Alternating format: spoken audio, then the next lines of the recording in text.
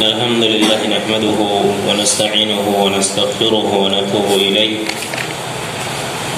ونعوذ بالله من شرور أنفسنا وسيئات أعمالنا من يهده الله فلا مضل له ومن يضلل فلا هادي له أشهد أن لا إله إلا الله وحده لا شريك له وأشهد أن محمدا عبده ورسوله لا نبي بعده وصلى الله وسلم عليه وعلى آله وأصحابه ومن صار على نهجه إلى يوم القيامة أما بعد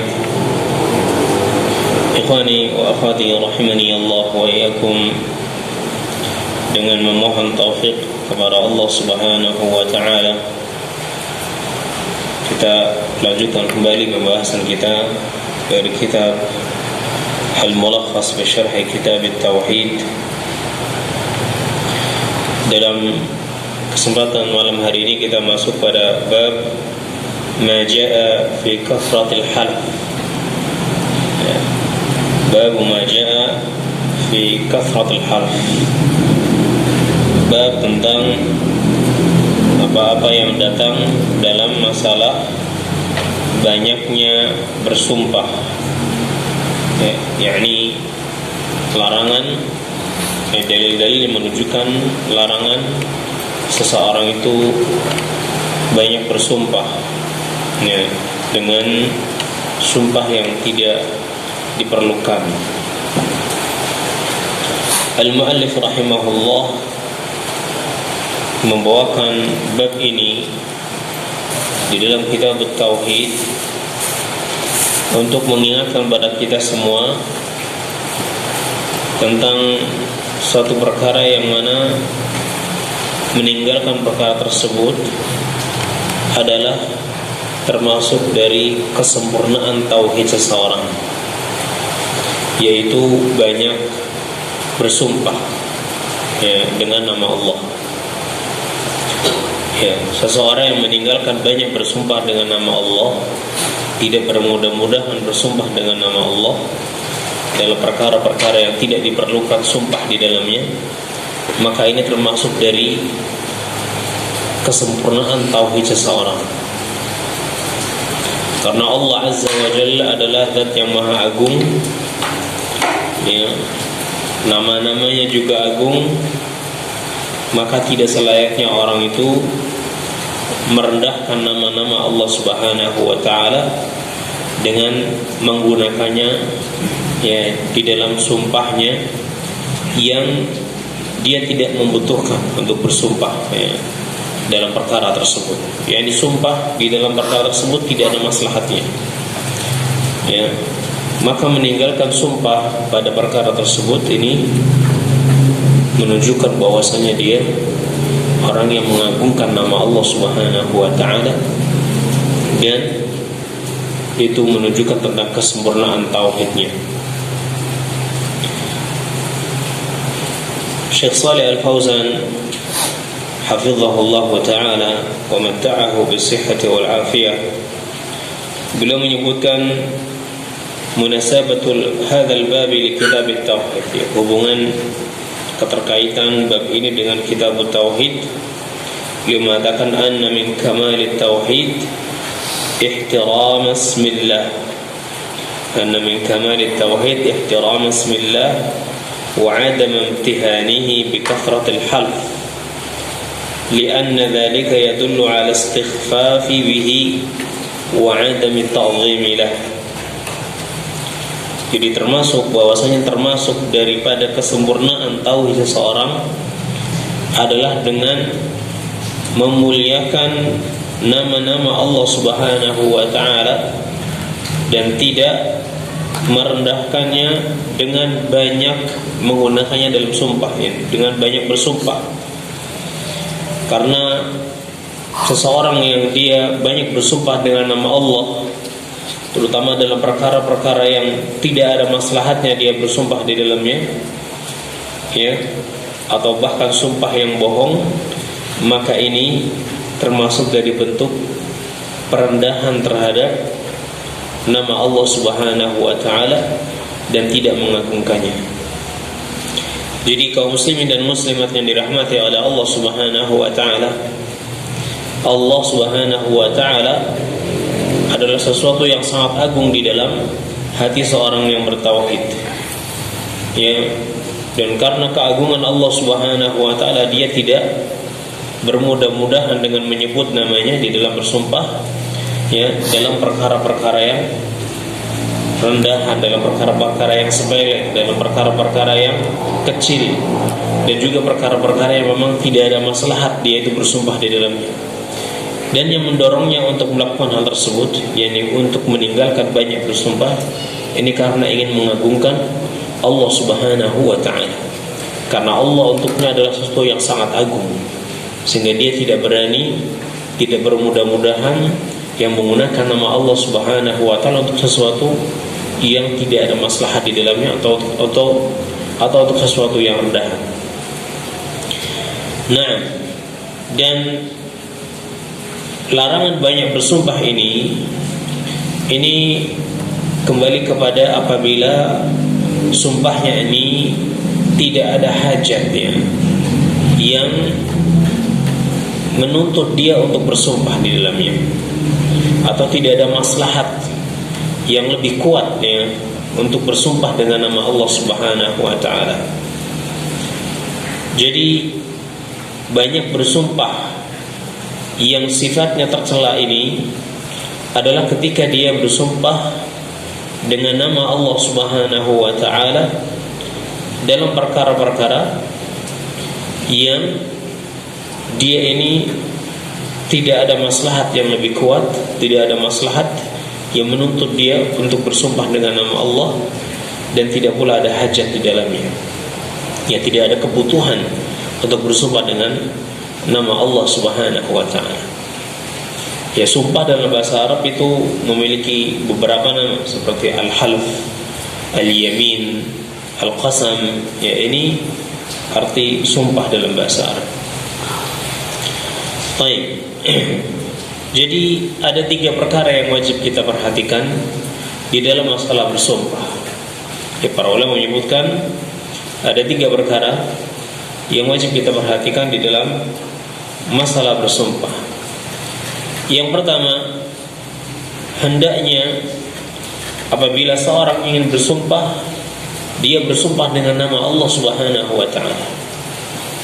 Seseorang yang ingin bersumpah, ya, hendaknya dia bersumpah dengan nama Allah Azza wa Jalla, ya, karena sebagaimana yang telah berlalu pada pelajaran-pelajaran kita, pada kajian-kajian kita, ya, Nabi sallallahu alaihi wasallam sabda, "Man kana halifan falyahlif billah aw liyasmut." Barang siapa yang dia ingin bersumpah, maka hendaknya dia bersumpah dengan nama Allah atau diam. Ini kalau tidak bisa bersumpah dengan nama Allah, maka lebih baik diam. Karena itu ya jauh lebih utama dan lebih selamat.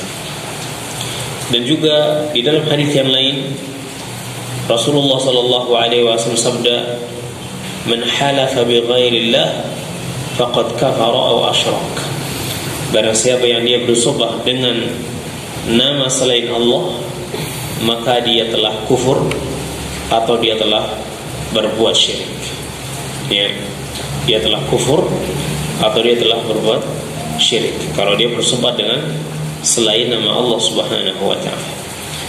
Jadi perkara yang pertama yang wajib kita perhatikan apabila kita memang membutuhkan sumpah, ya, kita dituntut untuk bersumpah, maka hendaknya kita bersumpah dengan nama Allah Subhanahu wa ta'ala dan tidak bersumpah dengan nama selain Allah Subhanahu wa ta'ala. Perkara yang kedua yang wajib kita perhatikan dalam masalah sumpah, apabila seseorang memang dia butuh untuk bersumpah, maka hendaknya dia bersumpah ya dalam perkara yang benar. Ya, hendaknya dia bersumpah dengan nama Allah Subhanahu wa ta'ala dan dia jujur dalam sumpahnya.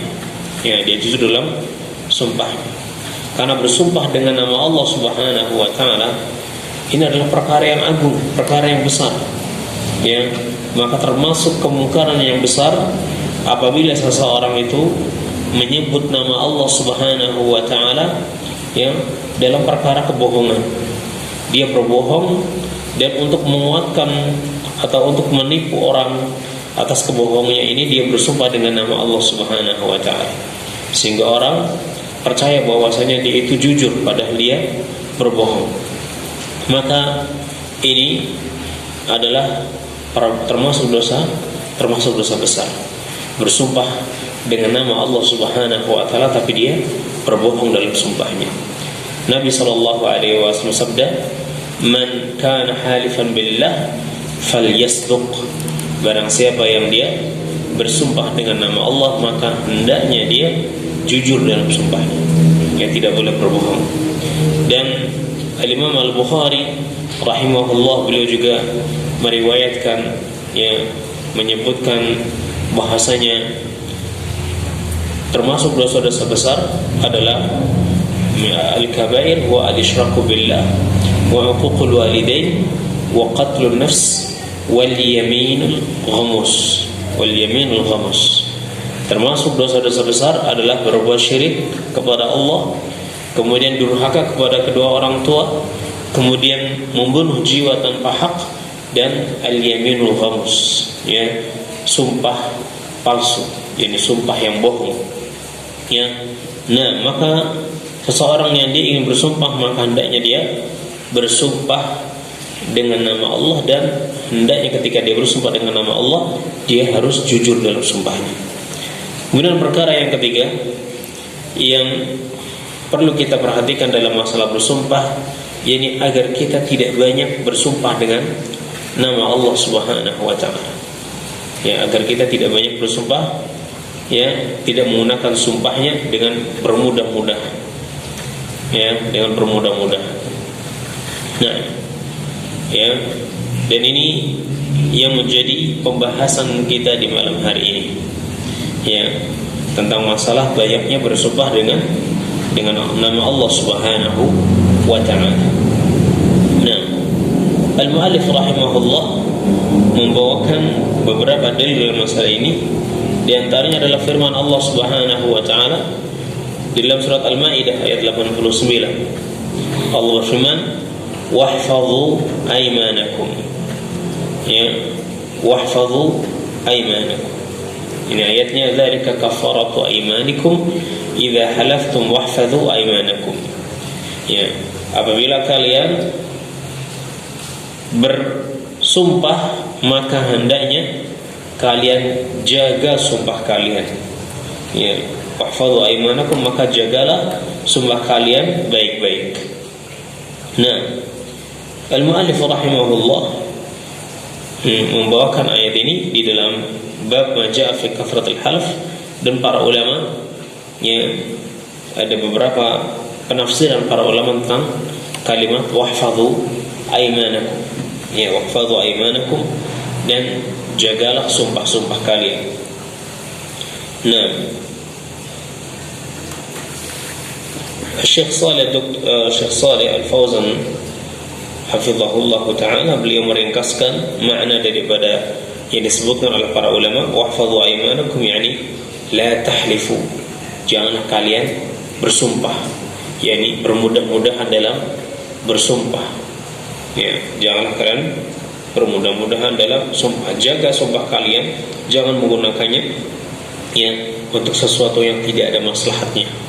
Jaga sumpah kalian dan jangan bermudah-mudahan ya dengan menggunakan sumpah tersebut ya dalam perkara-perkara yang tidak ada hajat, ya, tidak ada kebutuhan untuk bersumpah dengan nama Allah.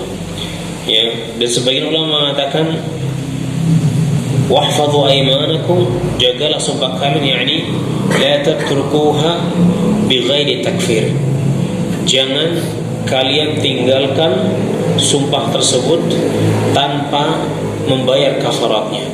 Yakni jika kalian bersumpah kemudian kalian melanggar sumpahnya, yang melanggar sumpah kalian, maka jangan biarkan pelanggaran tersebut tanpa membayar kafaratnya. Ya, tanpa membayar kafaratnya, harus dijaga sumpah tersebut. Ya, sehingga ketika kalian melanggar sumpah kalian karena beberapa hal Mungkin diantaranya karena memang ada yang jauh lebih baik daripada apa yang kalian sumpahkan tadi, ya, sehingga antum lebih memilih untuk meninggalkan sumpah antum kepada sesuatu yang lebih baik. Maka ketika antum lebih memilih untuk melanggar sumpah antum karena perkara yang lebih baik, ya, yang antum lihat, maka janganlah sumpah antum itu dibiarkan begitu saja, tapi hendaknya kalian membayar kafarat atas sumpah tadi. Nah, dan ada yang mengatakan la tahnathu, ya, dan berpendapat wahfadhu aymanakum, dan jagalah sumpah kalian, yakni la tahnathu, janganlah kalian melanggarnya, ya, jangan kalian melanggarnya. Ya, ini beberapa tafsiran para ulama tentang masalah tentang kata wahfadhu aymanakum, dan janganlah kalian, wahfadhu aymanakum, dan jagalah sumpah kalian, yakni la tahlifu atau aqallu min al-half. Jangan kalian bersumpah, jangan kalian banyak bersumpah, ya. Ini jangan kalian bermudah-mudahan, yang mengobrol sumpah, ya, dalam perkara yang kecil maupun perkara yang besar, dikit-dikit sumpah, dikit-dikit sumpah. Ini bukan perkara yang baik. Ya, maka jaga sumpah kalian, karena bersumpah dengan nama Allah ini perkara yang agung, ya, maka hendaknya dijaga betul-betul, jangan digunakan untuk, ya, bermudah-mudahan menggunakannya, ya, untuk perkara-perkara yang kecil, ya, atau perkara-perkara yang memang tidak butuh seseorang itu bersumpah di dalamnya, ya. Nah, tapi hendaknya dia menjaga sumpah tersebut, karena sumpah ini adalah perkara yang agung di dalam hatinya. Karena sumpah itu berarti menggunakan nama Allah Subhanahu wa taala, ya. Nah, maka tidak Anda bersumpah dengan nama Allah kecuali dalam perkara yang memang Anda butuh untuk bersumpah di dalamnya, ya, kecuali pada saat Anda memang butuh untuk bersumpah di dalamnya. Dan apabila tidak butuh, maka enggak perlu menggunakan sumpah, ya, dalam rangka mengagungkan nama Allah Subhanahu wa taala. Wahfadhu aymanakum, ya. Kemudian makna yang kedua yang disebutkan oleh al-mu'allif tadi, ya, wahfadhu aymanakum, yakni jagalah sumpah kalian min al-hanath, dari merusaknya, ya, dari merusaknya. Yani jangan langgar sumpah kalian. Jika sudah bersumpah maka jangan melanggarnya, tapi hendaknya kalian tunaikan sumpah tersebut, ya. Nah, apabila seorang dia bersumpah dengan nama Allah Subhanahu wa taala, maka seharusnya dia betul-betul menjaga sumpahnya, dan wajib, ya, dia mewajibkan pada dirinya untuk menunaikan sumpahnya tadi, ya, untuk menunaikan sumpahnya tadi. Ini tentunya dalam perkara yang dia tidak melihat ada perkara yang lain yang jauh lebih baik daripada sumpahnya tadi. Akan tetapi jika dia melihat ada perkara yang jauh lebih baik daripada yang dia sumpahkan tadi, maka tidak mengapa dia membatalkan sumpahnya dan mengambil yang lebih baik. Sebagaimana Nabi SAW bersabda di dalam Sahihain, ya wallahi inni insyaallah la ahlifu ala yaminin fa'ara ghayraha khairan minha illa kafartu an yamini wa ataitu alladhi huwa khair. Demi Allah, sesungguhnya aku dengan izin Allah tidak akan bersumpah dengan suatu sumpah, ya, kemudian saya melihat selainnya jauh lebih baik daripada sumpah tadi, kecuali saya akan batalkan sumpah saya dan saya membayar kafaratnya, kemudian saya mengambil sesuatu yang lebih baik daripada yang dia sumpahkan tadi. Nah, yakni hendaknya seseorang apabila dia bersumpah, dia tidak melanggar sumpahnya, ya, kecuali kalau ada perkara yang jauh lebih baik daripada yang dia sumpahkan tadi. Dan ketika dia memilih untuk melanggar atau untuk membatalkan sumpahnya, maka jangan sumpahnya itu dibiarkan begitu saja, tapi hendaknya dia menggantinya dengan kafarat. Dan ini makna yang ketiga yang disebutkan oleh al-mu'allif tadi. Nah, jadi ayat ini menunjukkan bahwasanya hendaknya seseorang betul-betul menjaga sumpahnya, memperhatikan sumpahnya. Jangan bermudah-mudahan bersumpah dengan nama Allah Subhanahu wa taala. dan meninggalkan banyak-banyak bersumpah dalam perkara yang tidak diperlukan, dalam perkara yang tidak ada maslahat di dalamnya, termasuk daripada bentuk kesempurnaan tauhid seseorang. Sementara orang yang banyak bersumpah, menggunakan nama Allah Subhanahu wa taala dalam perkara-perkara, hatta perkara-perkara yang remeh, hatta perkara-perkara yang kecil, sepele, maka ini bukan termasuk perkara yang baik, tapi ini termasuk bentuk kekurang sempurnaan tauhid pada dirinya, karena itu menunjukkan bahwasanya Allah itu tidak terlalu besar baginya, sehingga dia bermudah-mudahan menggunakan nama Allah dalam bersumpah, bahkan dalam perkara-perkara yang memang tidak diperlukan. Nah, kemudian al-muallif rahimahullah juga membawakan hadis Abu Hurairah radhiyallahu anhu yang dikeluarkan oleh Imam Bukhari dan juga Muslim. An Abi Hurairah radhiyallahu anhu qala sami'tu Rasulullah sallallahu alaihi wasallam yaqul al-halifu manfaqatun lis-sil'ah mamhaqatun lil-kasabi. Al-halif manfaqatun lis-sil'ah mamhaqatun lil-kasabi. Jadi Abu Hurairah, semoga Allah meridhinya, beliau berkata, saya mendengar Rasulullah sallallahu alaihi wasallam bersabda, sumpah itu bisa membuat dagangan itu laris manis, tapi dia juga menghapus keberkahan,